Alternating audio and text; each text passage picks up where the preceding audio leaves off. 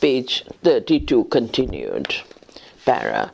Although epigraphic land grants give us a fair idea of the fiscal and administrative concessions made to the grantees, they cannot be taken as a safe guide to the area donated to the temples and brahmanas. Such statistics for the period with which we are dealing are wanting even in Europe. In India, the position is all the more unsatisfactory. The extant epigraphic records would appear to be only a fragment of the original archives if we bear in mind the natural and artificial ravages to which these records were subjected in northern India. However, we can form some sort of vague, very general impression of the area held by the religious beneficiaries during the first half of the 7th century.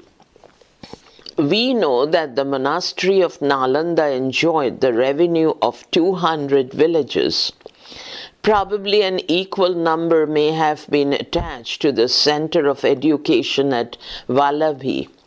The extant copper plates of Harsha attest the grant of only 2 villages, but those of Vallabhi in the corresponding period refer to the grant of at least 10 villages, and the Tippera inscription of Lokanatha speaks of the grant of a forest region capable of supporting more than 100 brahmanas.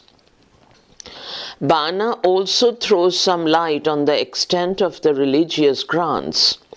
The Harsha Charita informs us that 100 villages with 1,000 halas, as much land as can be ploughed by 1,000 ploughs, roughly equal to 10,000 acres, in Madhya Desha were granted to the Brahmanas by Harsha on the eve of setting out on a military expedition, 213. The Kadambari refers to the scribes who were engaged in drafting thousands of shasanas in the palace of Tarapira, 214.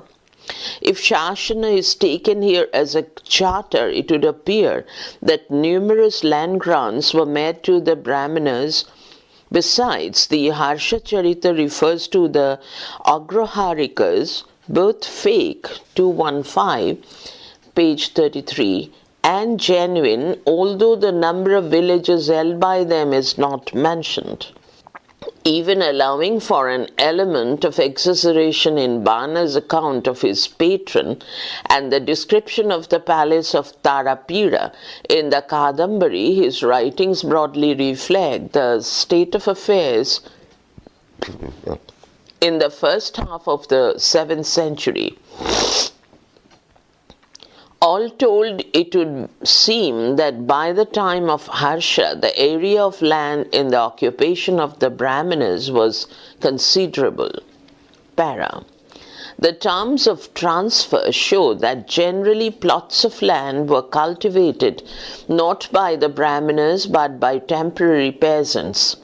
It seems that the number of independent and permanent peasant proprietors paying land tax directly to the king was falling off.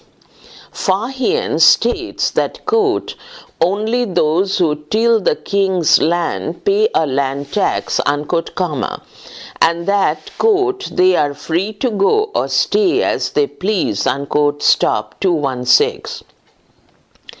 This probably excludes a large number of other people who did not pay land taxes to the state, but to priests, temples, monasteries, or other intermediaries.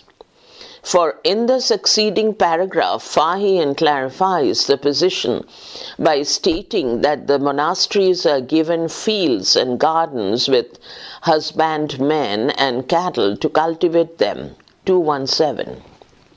Para. The period between the 5th and 7th centuries AD also witnessed the rise of landowning temples, the prototypes of later mathas. Although most grants were executed in favor of the Brahmanas, some were also made to the temples.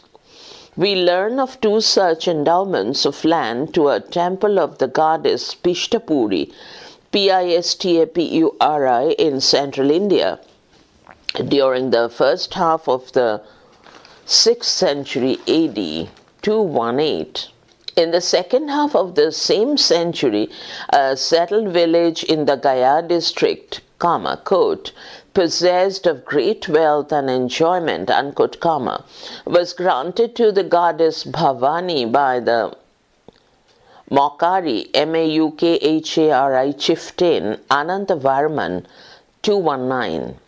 In Bengal during the 5th and 6th centuries AD, plots of land were granted respectively to the temples of Govinda Swamin, 220, Sveta Varaha Swamin, 221, and Koka Mukha Swamin, 222.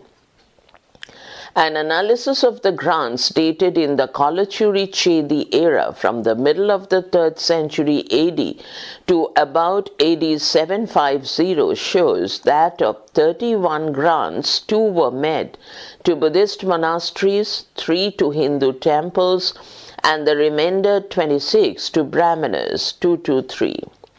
Fahian informs us that after the nirvana of the Buddha, the kings, elders and lay Buddhists built monasteries for the monks and provided them, page 34, with houses, gardens, and fields with husbandmen and cattle to cultivate them, 224. The Chinese traveler records that the title deeds inscribed on iron were handed down from king to king and were in force in his time. But this is probably an error on his part due to a faulty memory, for no iron plates have been recovered as yet. Obviously, Fahian meant copper. I read footnotes from 213 to 224. 213 Harshacharita, page 203. 214 Adhikarna Lekhakai Alikhyamana Shashanka Sahasram, quoted in Agrawala Kadambari, page 99, FN1. 215 Marga Grama Nirgatayar Agraharika Jalmai, P212, page 63, footnote. 216 Leg, Legge, a record of Buddhist kingdoms, pages 42 to 43. 217 Ibid, page 43. 218 capital CII Roman III, 25, 2I, 14 to 5, 31, 2I dot 7 to 11. 219 Ibid, 50, 1.10. 220 SCL INSCR, page 342 FF. 221 Ibid, pages 338 to 9. 222 EI Roman XV 7, 2I 6 to 7. 223 CII Roman 4 Introd P CX LIX.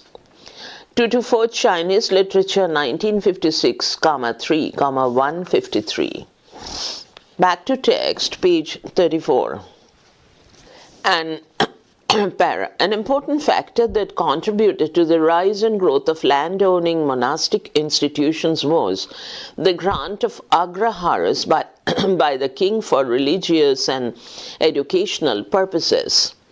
The later Gupta king Damodara Gupta, who flourished in the 6th century AD, is credited with the establishment of 100 agraharas, 225, which would mean 100 villages granted to the Brahmanas for maintaining centers of religion and education out of the income derived from them. Such grants may also have been made by the imperial Guptas for the broken illegible Bihar stone inscription of Skanda Gupta and the Bihari Bhitari, Bhitari, Bhitari pillar inscription supply a few instances, 226. As late as the 7th, 8th centuries, the memory of the grants of Agraharas was fresh in the minds of the Brahmanas, who forged at least 2 grants of Agraharas attributed to Samudragupta 227. Fraudulent Agraharikas who had no legal title to the grants are also mentioned in the Harshacharita of Banabhatta in the first half of the 7th century, 228.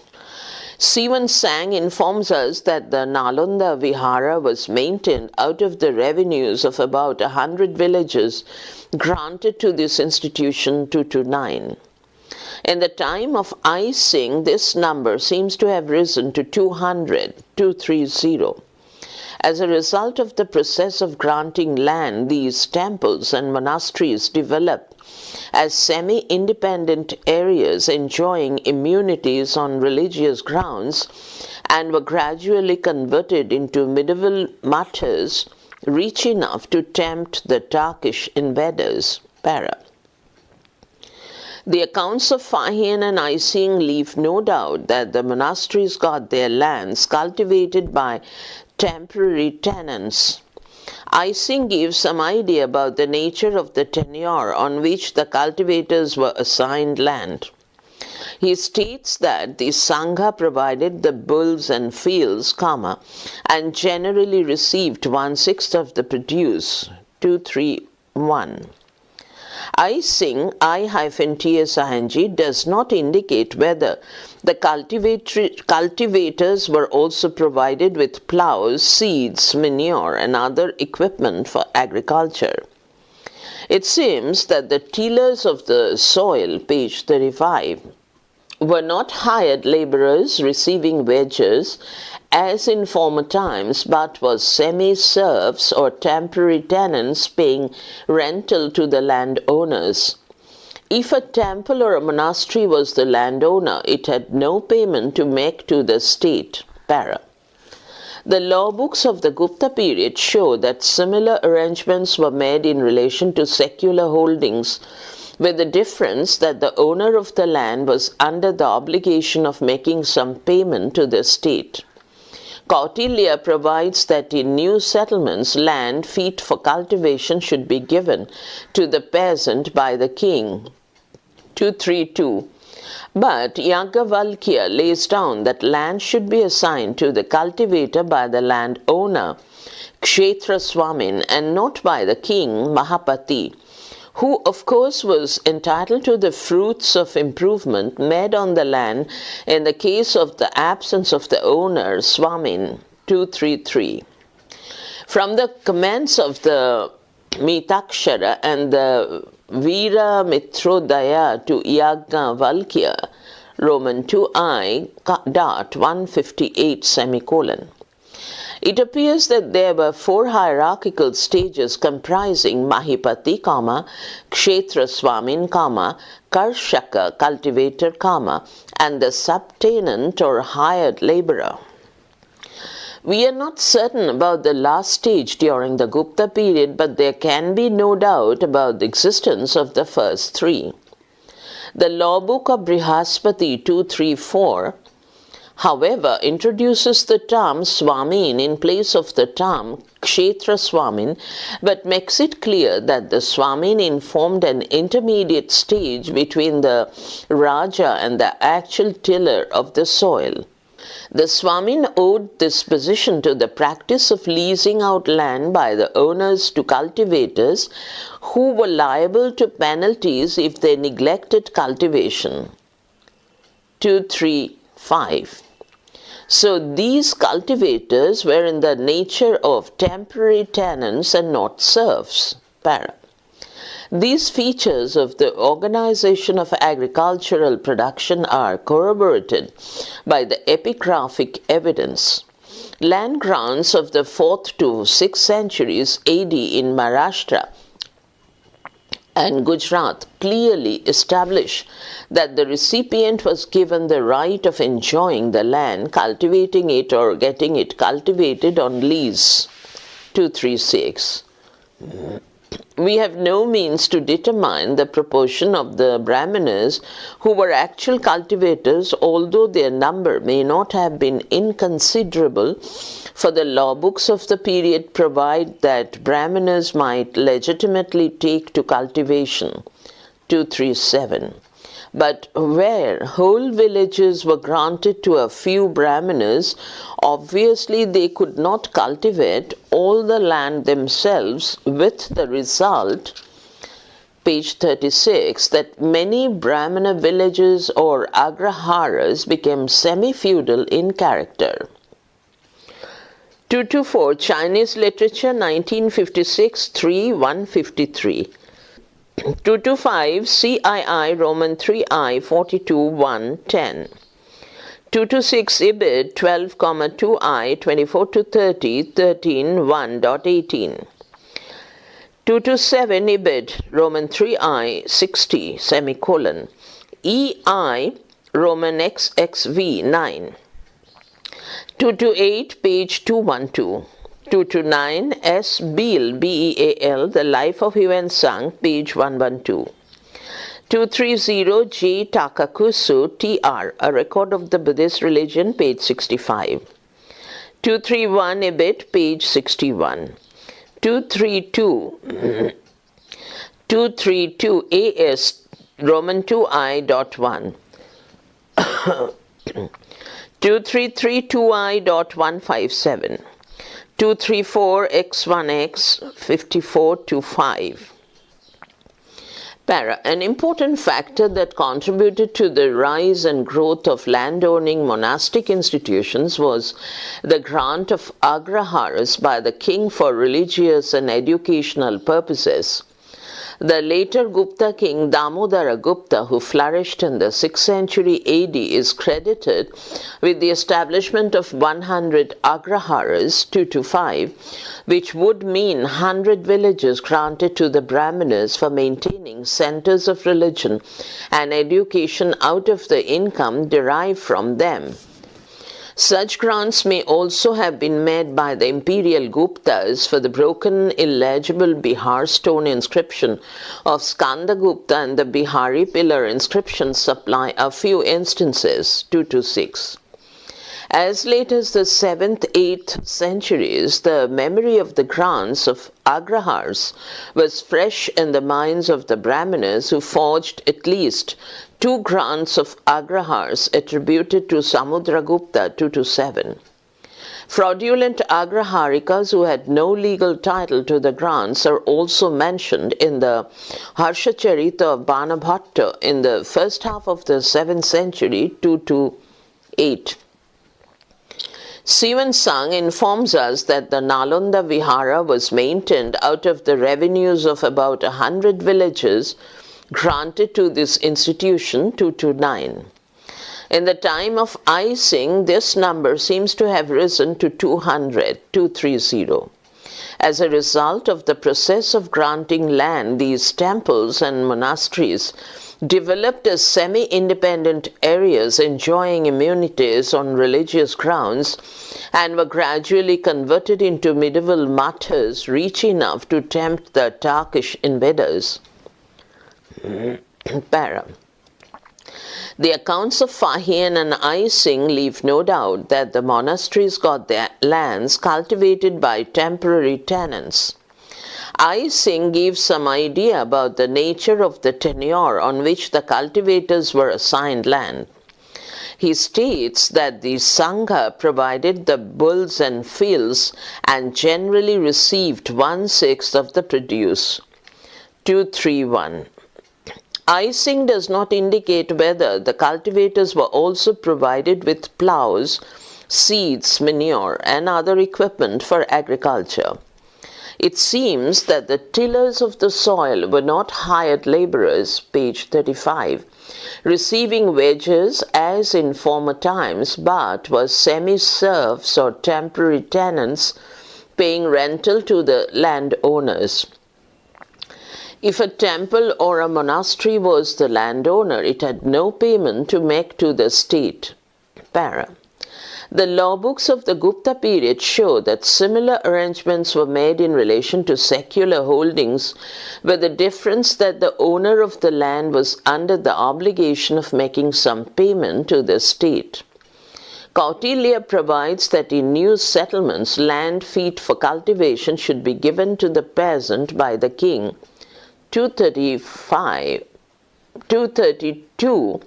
But Yagnavalkya lays down that land should be assigned to the cultivator by the landowner Kshetra Swamin and not by the king Mahipati, who of course was entitled to the fruits of improvement made on the land in the case of the absence of the owner Swamin.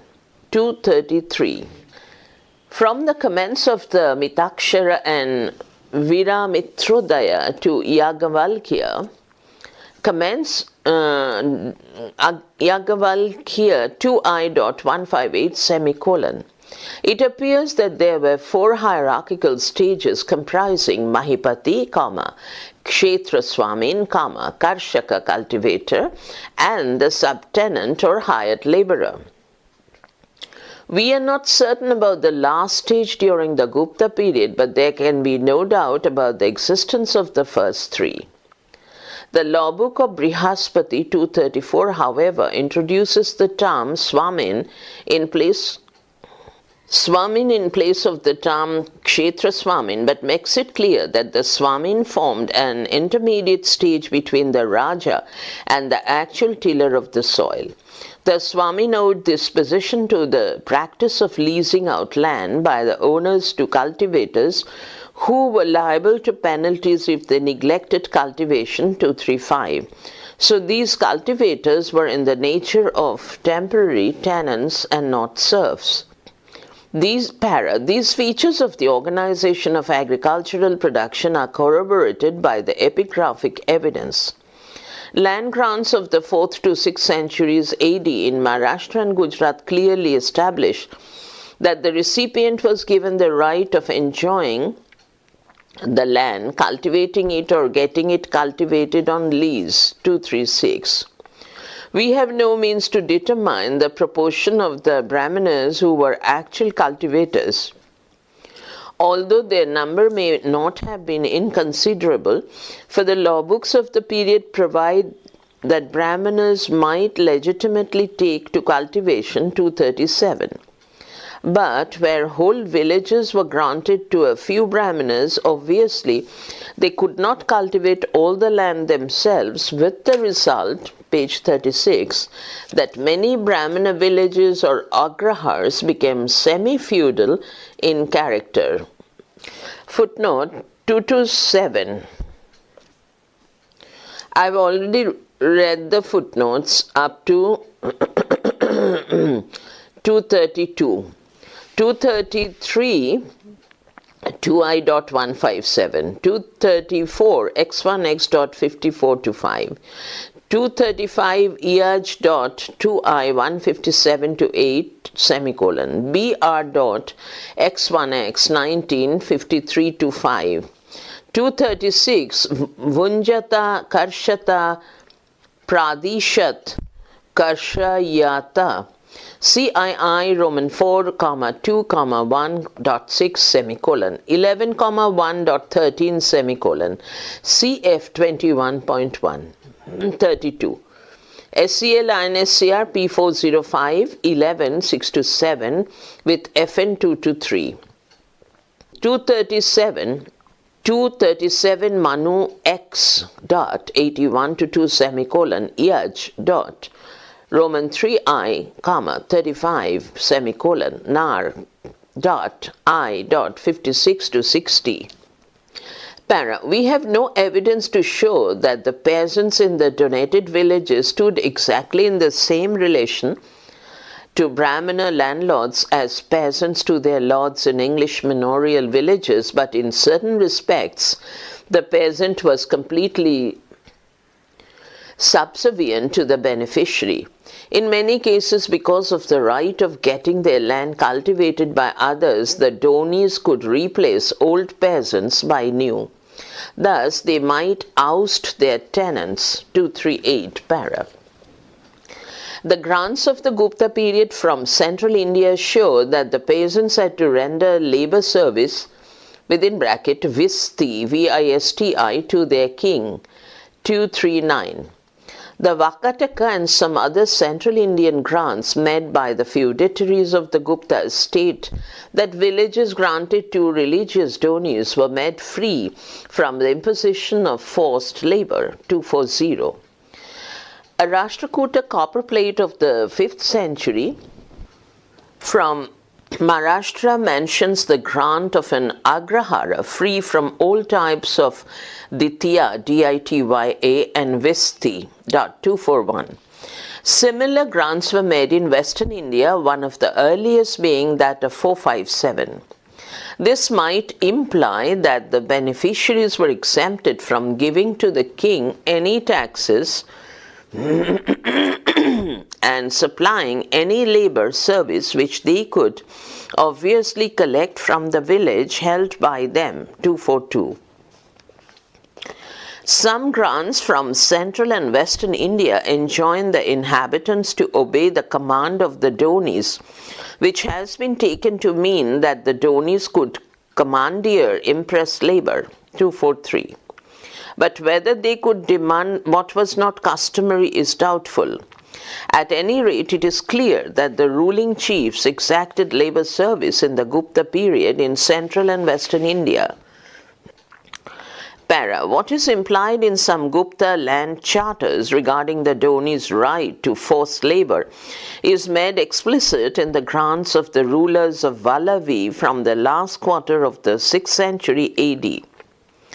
A grant of Dharasena I of about 575 confers on the religious grantee the right to impose forced labor on occasion might arise, as occasion might arise, 244. Exactly the same concession is granted by Shiladitya I in his charters of 605, footnote 245, and of 610-211, footnote 246. From the second half of the 7th century, the technical term conveying the Doni's right to forced labor is frequently mentioned in the Vallavi grants, 247. And even in grants made by lesser chiefs such as the Sendraka chief Allah Sakti, 656 of Gujarat, footnote 248, it also occurs in the land charters of the Chalukyas of Badami, page 37. It is clear that backed by such a right, the grantees could determine the occasions for forced labor at their discretion. Para. Forced labor was also imposed upon the artisans. The early law books required the artisans to work for a day in a month for the king in lieu of taxes. This cannot be taken as forced labor, although the Karmakaras, considered identical with such labor by Kautilya, may have included artisans. But a charter granted to a group of merchants, Vanig-Grama in Western India in AD 592, shows that impress labor had to be performed by the artisans not only for the king, but also for such merchants as were granted the royal charter of immunity. Thus, the blacksmiths, carpenters, barbers, potters, etc. are to be subjected to corvée, C-O-R-V-E-E, by the merchants acting as elders, Varika, 249.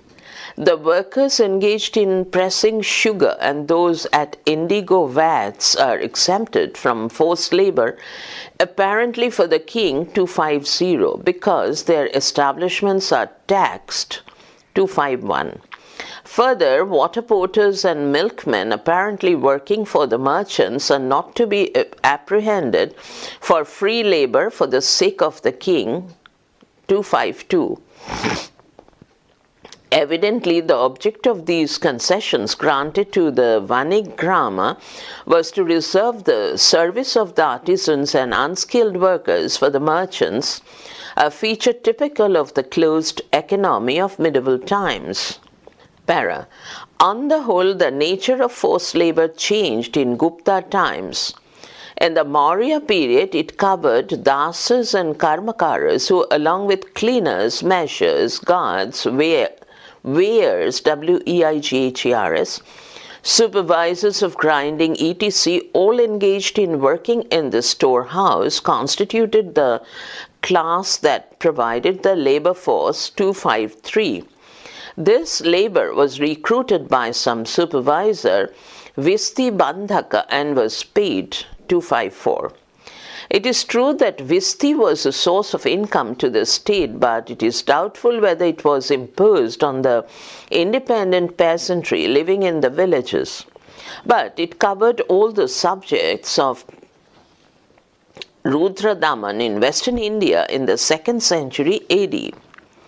More radical changes appeared in the 4th to 7th centuries.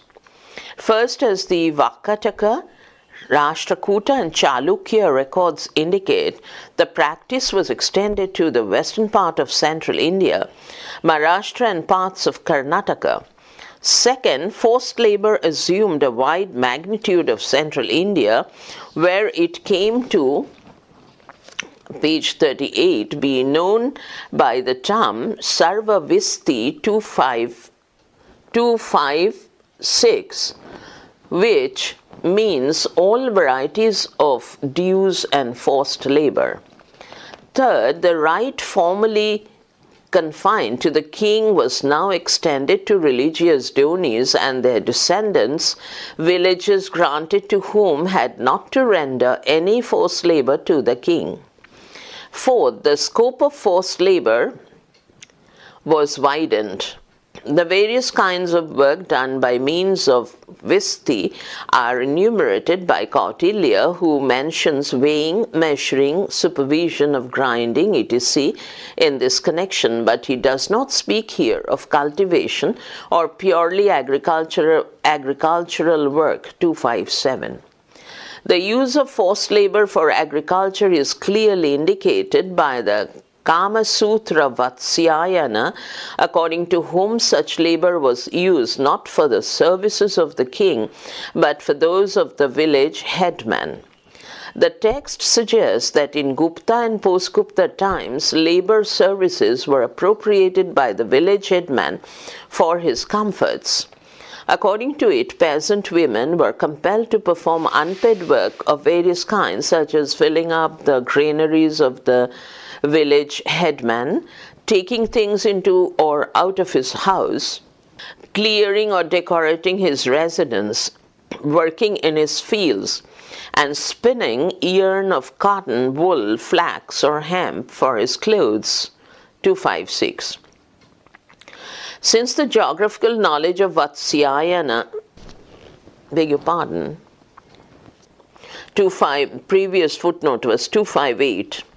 Since the geographical knowledge of Vatsyayana 259 and the nature of products mentioned by him apply to central and western India, it is fair to assume that those physical services were exacted by the village heads who were the representatives of royal power in the countryside of those areas.